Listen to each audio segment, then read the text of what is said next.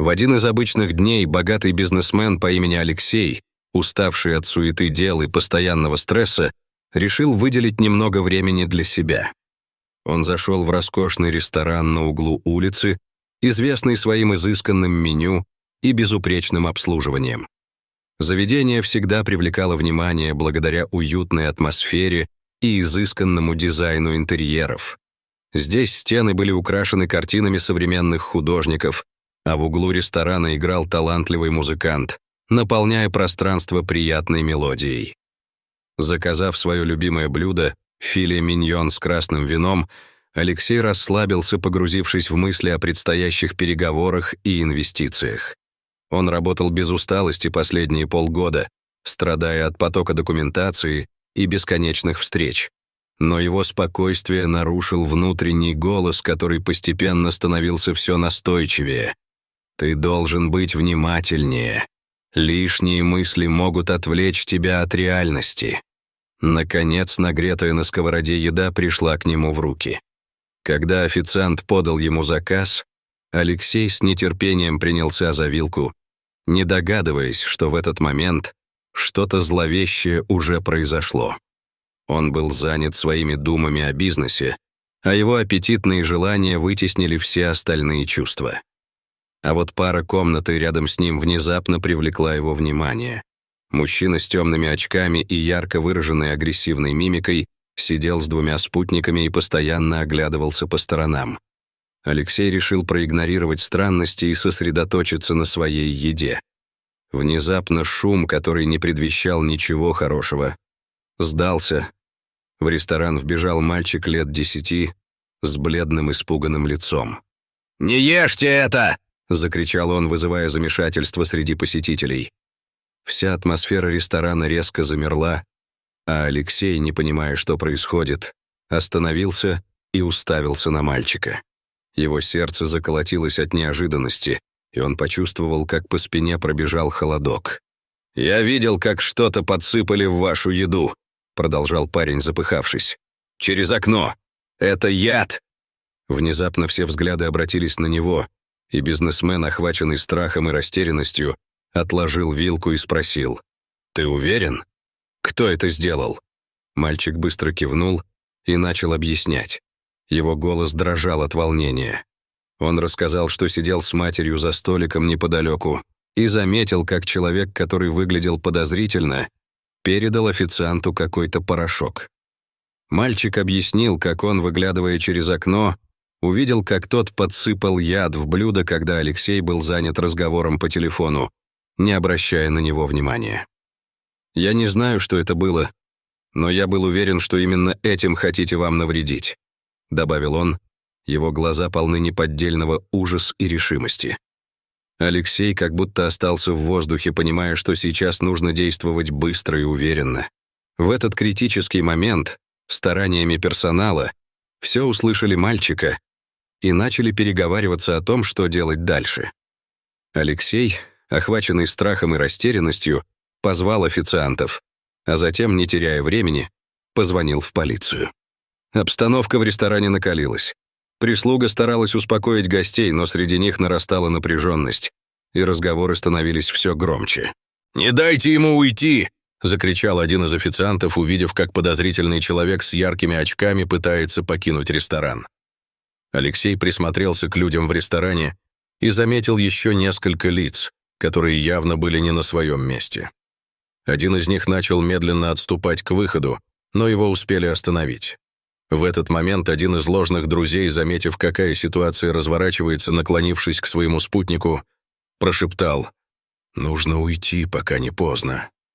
Но тот не решился и остался на месте, не думая о том, что их замысел сейчас может рухнуть. Тем временем мальчик, чувствовавший на себе взгляды людей, начал объяснять, что сам видел все и что не стоит его бояться.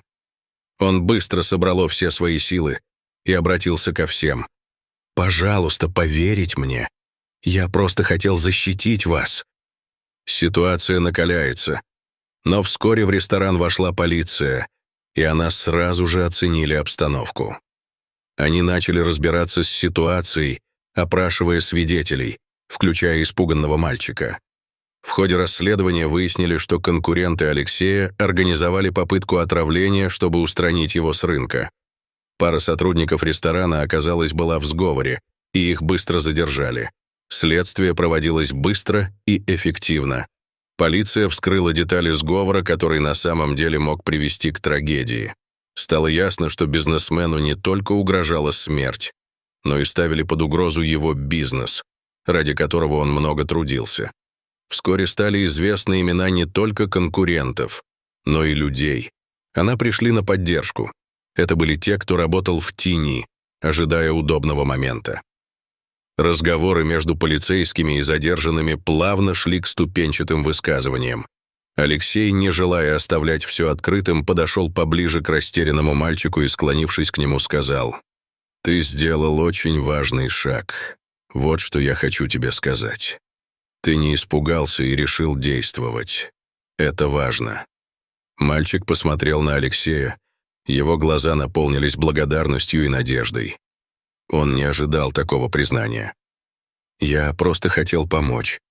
Я был напуган, но вы не должны рисковать своей жизнью из-за кого-то другого. Я не знаю, почему они это сделали, но вам нужно быть осторожнее». Алексей, приняв его слова к сердцу, посмотрел на мальчика и увидел в нем что-то большее, чем просто ребенка, который храбро делал что-то потрясающее. Он увидел в нем искреннюю доброту и решимость, готовность поменять мир, даже если это просто проходило через его собственные непростые дни. Спустя несколько дней, когда расследование завершилось и все вернулось в норму, Алексей понял, что должен отблагодарить мальчика за его храбрость. Узнав, что тот с матерью живут в бедном районе города, он решил помочь им, но не так, как бы это было принято в сказках. Алексей организовал для них помощь. Он предложил мальчику учебу и обеспечил им жилье в более безопасном районе, не в элитном квартале, а в новом жилом комплексе с хорошей инфраструктурой. При этом ему было важно, чтобы они начали новую жизнь, не чувствуя, что они ему обязаны чем-то. Он не просто дал деньги, он показал им, как можно построить новую жизнь, используя знания и навыки. И тут произошло нечто неожиданное. Мальчик, получив все эти подарки и возможность, стал еще более активным. Он не терял возможности общаться с Алексеем и стал часто к нему обращаться за советом. Каждый раз, когда они встречались, они опрашивали друг друга о своих мечтах, планах, о том, как можно менять этот мир. В течение месяца, пока шли подготовительные работы по переводу семьи в новый дом, мальчик и Алексей часто виделись. Каждый раз, когда они встречались, мальчик стал рассказывать больше о своей мечте. Он хотел стать не просто хорошим человеком, а человеком, способным помочь другим. В его планах были изменения в общественной жизни, искоренение бедности и восстановление справедливости. Он делился своими замыслами с Алексеем, и бизнесмен, вдохновленный юным оптимизмом, видел, будто в его сердце загоралась искра. Наконец, когда день переезда настал, они встретили новых соседей, что сделало их жизнь еще более яркой. Незнакомцы, которые заходили в их дом, принесли с собой объятия, смех, атмосферу дружбы и поддержки. Эта новая жизнь не только открыла двери в будущее, но и предлагала шанс, чтобы мечты стали реальностью. Алексей, наблюдая за тем, как мальчик и его мать начинают новую главу, также обдумал свои перспективы. Он понимал, что на самом деле нет простых путей, и что в этой жизни каждый человек может сыграть свою важную роль. Его воля идти дальше укрепилась, когда он увидел, каковы настоящие изменения в жизни других, благодаря его поступкам. Так завершилась эта удивительная история, полная неожиданностей, взаимодействий и доброты, которая показала, что иногда самые простые человеческие моменты оказываются наиболее важными. Алексей понял, что его жизнь могла бы быть совсем другой, если бы не этот случай. Он понимал, что настоящая доброта выходит за рамки материальных благ, и что иногда даже один небольшой шаг может изменить судьбы многих. Теперь, обретя нового друга, Алексея и мальчик продолжали работать вместе.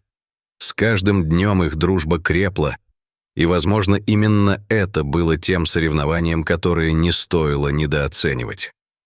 Алексей и мальчик находили путь к своему будущему, и вместе они строили что-то по-настоящему важное — надежду, силу и желание изменить мир к лучшему, с каждым новым восходом солнца вплетая в это волшебство своей дружбы. Таким образом, эта история стала символом надежды, которая поможет каждому из нас понять, что самые великие испытания порой приходят оттуда, откуда не ожидаешь, и что истинная доброта всегда важнее, чем власть и деньги. Но самое главное — это этот поворот судьбы, который показал каждому, что иногда, если сильно постараться, можно создать мир полный доброты и поддержки, а вместе с этим жить достойно. Дорогие друзья, если вам понравилась эта история, поставьте лайк, а также подписывайтесь на канал, где найдете еще много интересного.